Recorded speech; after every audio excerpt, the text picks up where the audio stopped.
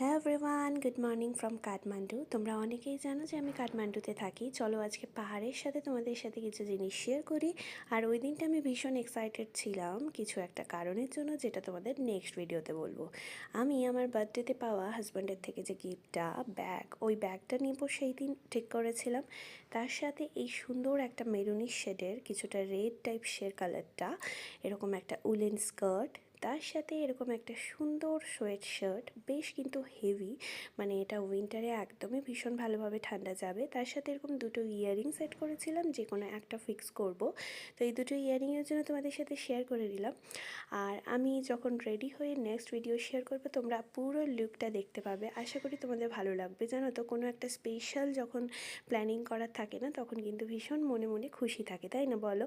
তো এই জ্যাকেটটা হচ্ছে আমি যেটা হাজব্যান্ডকে দিয়েছিলাম, ও সেদিন ওটা ওয়্যার করবে। আর আমি এই পার্ল নেকলেসটা পরবো, যেটা হচ্ছে ওই ড্রেসটার সাথে পাঞ্চ করবো। আর তার সাথে সুন্দর অ্যাঙ্কলেটটা। কেমন লাগছে সবগুলো জানিও কিন্তু।